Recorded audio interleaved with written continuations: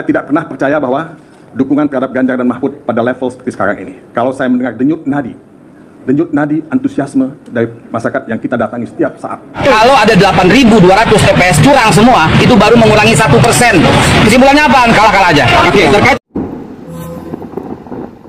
Ya, tim kuasa hukum dari Ganjar Pranowo sudah menyiapkan bukti-bukti terkait kecurangan pemilu dan untuk kemudian mengajukan ke MK untuk kemudian diusut dan meminta pemilu agar dibatalkan. Apakah ini boleh, teman-teman? Boleh saja, namanya juga tuntutan. Banyak orang yang mengatakan bahwa ya sudahlah, legowo, kalah ya kalah aja.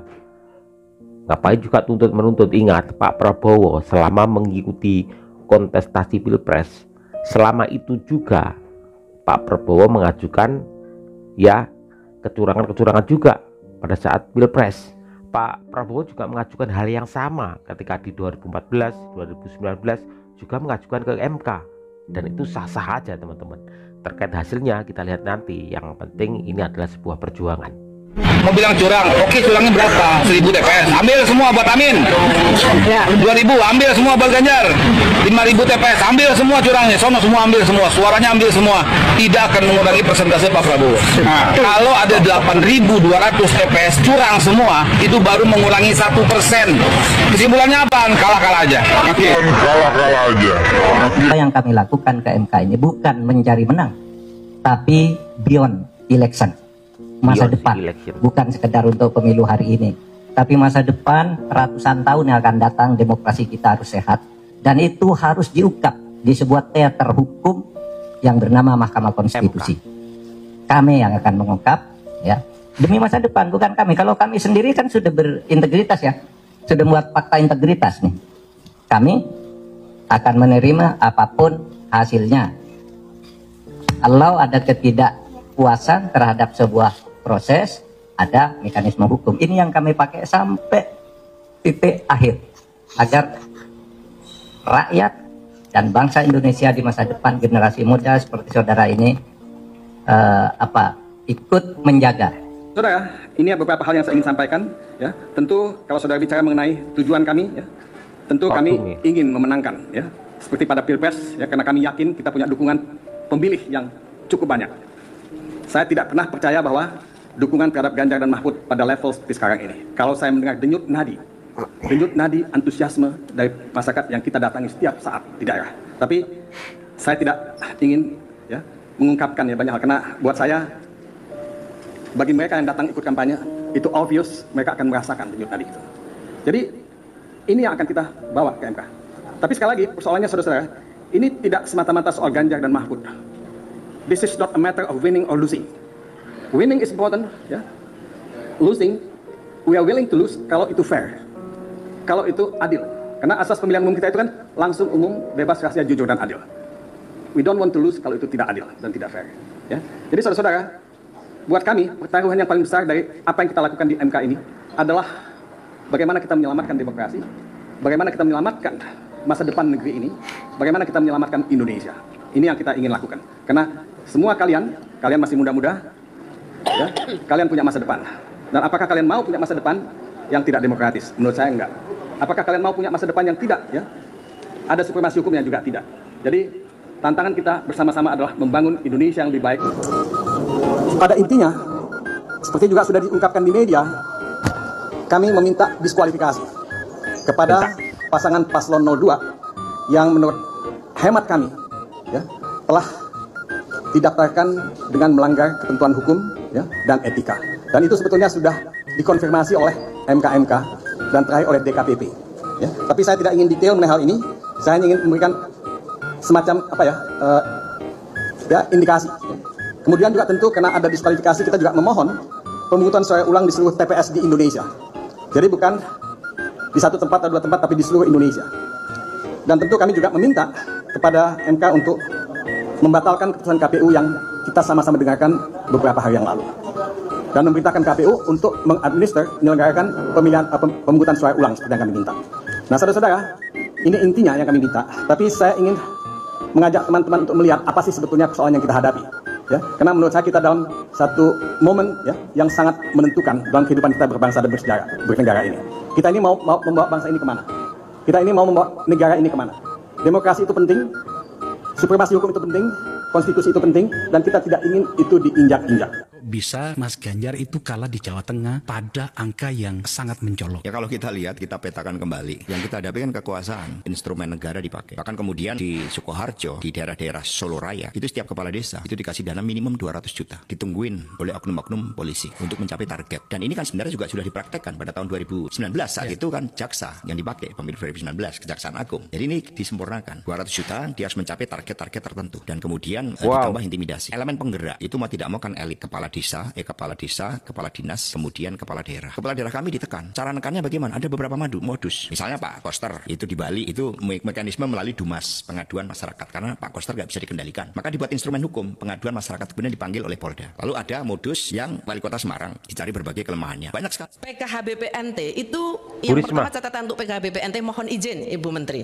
Saya mendapatkan catatan tahun 2022 dan 2023. Memang betul yang dikatakan Pak Iksan, bahwa BPNT dan PKH itu lumrah atau biasanya itu keluar di awal bulan Maret. Itu data saya yang di DIY. Tetapi untuk tahun 2024 ini memang keluarnya cukup membuat kita terkaget-kaget. Di bulan Januari Februari di luar, masih ditambah di luar yang ada di dalam payungnya Kemensos. Mohon izin, saya harus menyampaikan ini. Biasanya kan tribulanan. Tapi yang terakhir El Nino memang 2 bulan, hanya November dan Desember untuk El Nino. Tapi saya punya data. Tahun 2022 itu Maret awal. Tahun 2023 juga Maret. Nah, ini tiba-tiba kemudian keluar di Februari. Ya. Sehingga kami juga membutuhkan. Baik, kalau PKH datanya jelas 10 juta tidak diowah-owah. BPNT sembako 18,8 juta jelas tidak diowah-owah. Berikut juga El Nino, itu data dari Kemensos. Pertanyaan kami adalah bantuan sosial yang mengalir itu yang kami lihat, saya soalnya langsung juga ke banyak titik, tidak ke banyak titik. Ada beras macam-macam bergulir, saya nggak tahu tulisannya apa, tapi orang taunya itu bansos. Bansos taunya ya dari Kemensos. Itu mengalir semua, tiada henti. Menjelang coblosan 14 Februari. Nah, kami membutuhkan ini untuk bisa kemudian mendudukkan persoalan. Siapa yang bertanggung jawab? Oh, Kemensos hanya ini. Di luar ini tidak Kemensos. Ini yang kami harus paham. Ketiga, walaupun saya sedikit mengetahui bahwa tidak semuanya itu dari Kemensos. Enggak tahu itu siapa. Tadi kan aku katakan perlindungan sosial itu ada 497 triliun. Di tempatku itu 78 triliun. Dan itu sudah ada anunya. Oh, ini akan terima, ini enggak, ini terima, ini enggak. Itu ada nama-namanya. Jadi kan yang sisanya itu aku nggak tahu dari aku nggak berhak lah untuk bicara itu kan. Gitu. Ada itu sudah berapa tahun itu kejadian terjadi gitu. Bansos jelang pemilu. Mensos mengaku hanya salurkan 78 triliun dari total 497 triliun. Terus yang 421 triliun kemana nih? Bansosnya dibagi-bagi di pinggir jalan, kayak bagi-bagi takjil. Padahal ini nggak sesuai aturan. Aturannya itu harus pakai persetujuan Menteri Sosial. Nih, dan nggak boleh dibagikan di pinggir jalan. Itu ada tempatnya sendiri. Nih, Mas Erick Thohir, Menteri BUMN, kan lucu ya. Karena buat yang benar-benar membutuhkan, malah nggak disalurin bansos karena udah lewat tuh pemilunya, tuh udah pada nyoblos nih, nggak disalurin. Nih, tapi segini ini malah nggak dikasih bansos. Nih, daerah Jawa Tengah juga banyak terkena banjir. Tapi ini kan banjirnya habis pemilu ya, habis penyoblosan. Ada dibantu, udah dirapel kemarin soalnya. Tidak dirapel kemarin itu. Jadi nggak dikasih lagi ya bansosnya. Bansos banjir Jawa Tengah. Jadi buat warga-warga yang kemarin terkena bencana banjir dan segala macam bencana di luar sana yang kegusur rumahnya gitu ya, mohon maaf banget, pasti pemerintah saat ini nggak bisa menyalurkan bansos karena persediaan bansos udah habis. Jadi kemarin yang harusnya 3 kali dirapel jadi sekali. Buat siapa? Buat menangin putra mahkota tercinta. Syekh Hasan Sedzili angkat topi untuk Mensos Risma. Saya melihat bahwa profesionalitas yang ditujukan oleh Ibu Menteri Sosial sudah sangat luar biasa di tengah tahun politik, tetapi mampu berdiri secara baik untuk bisa menjelaskan kepada masyarakat bahwa yang namanya bantuan sosial itu harus diletakkan dalam konteks yang objektif, profesional, dan memang dibutuhkan oleh masyarakat. Dan saya sekali lagi angkat topi dengan Bu Mensos yang tidak menunjukkan ya, walaupun tentu kita tahu bahwa jabatan menteri itu adalah jabatan politik, tetapi Ibu Menteri mampu tidak terombang-ambing dengan opini bahwa bansos-bansos itu dinilai oleh berbagai pihak dipolitisasi gitu. Kan tidak pernah saya melihat bahwa Bu Mensos menanggapi isu di tengah masyarakat pada saat menjelang pemilihan umum ada politisasi bansos.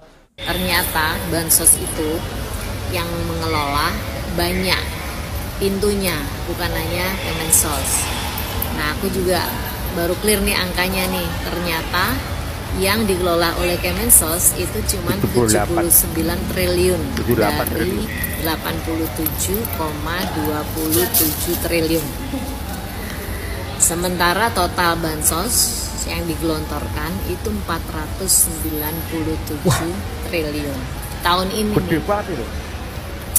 Pasti dong Bu Risma bingung di mana angka itu berada. Karena apa? Karena penyaluran bansos di bawah Kementerian Sosial itu by name by address. Jadi datanya itu ada, nggak dibagikan sembarangan seperti itu. Nah, Bu Risma diminta untuk mempertanggungjawabkan.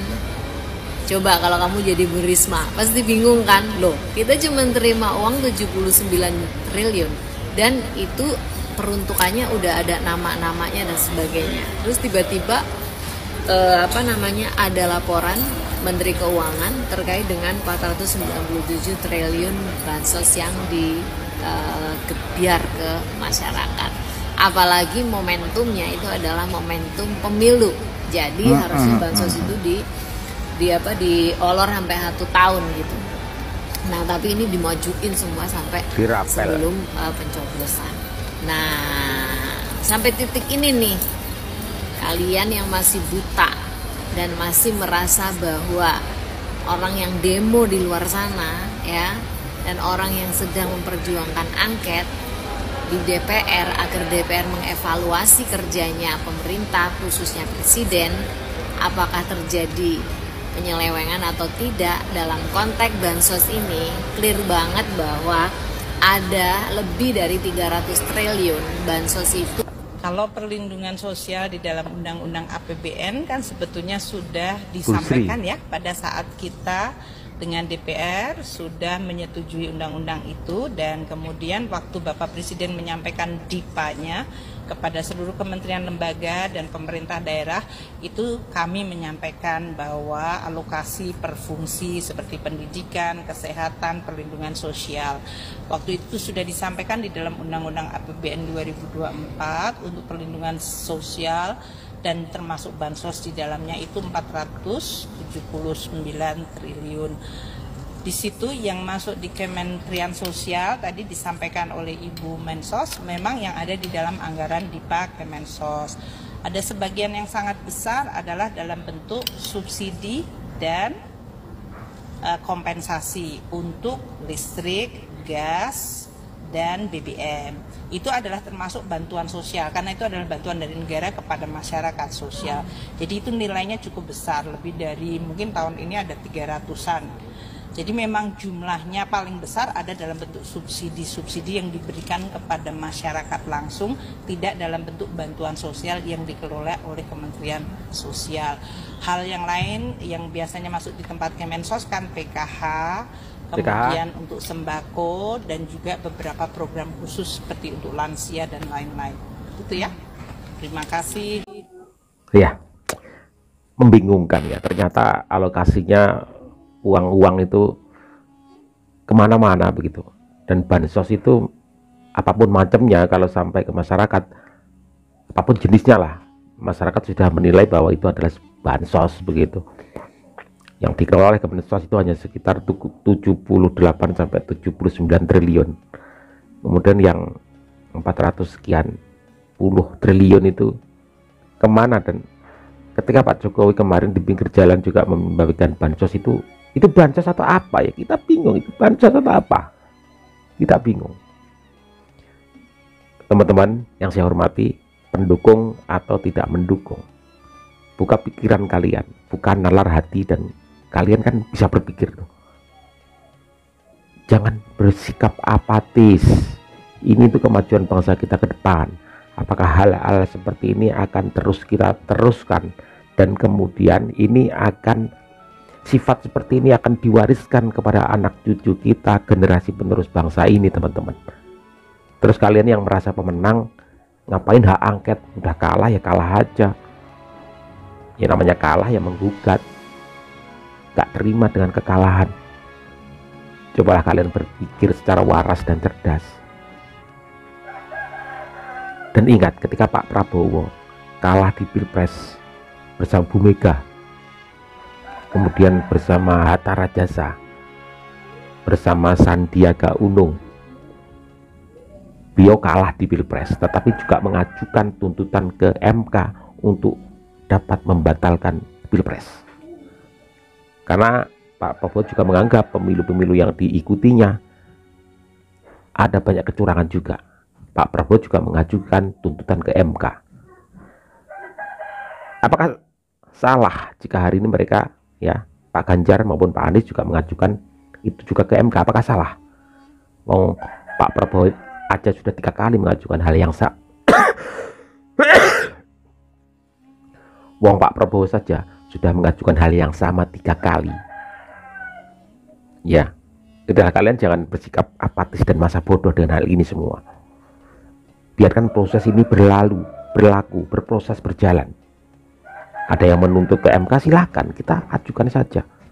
Mereka punya bukti, silakan. Jangan bersikap seolah-olah ya sudah, biarlah, kalah ya kalah, kamu kalah, akhirnya menuntut. Jangan seperti itu. Kita ikuti aja prosesnya. Pak Prabowo juga melakukan itu 3 kali pada saat kalah dulu. Atau mungkin ini bentuk kekhawatiran pemenang, karena mohon maaf, kecurangan itu begitu masif. Mereka ketar-ketir bisa juga terjadi. Ya, semua hal bisa saja terjadi. Kita tunggu proses selanjutnya, teman-teman. Yang penting di bawah ini tetap adem, ayem, tentram, bekerja seperti biasanya. Biarkan orang-orang yang punya kepentingan dan juga orang-orang yang punya akses ke sana untuk menuntut ini semua. Kita hanya melihat, mendengar di televisi dan menunggu hasilnya seperti apa. Kita tetap sabar menunggu, bekerja seperti biasa. Assalamualaikum warahmatullahi wabarakatuh.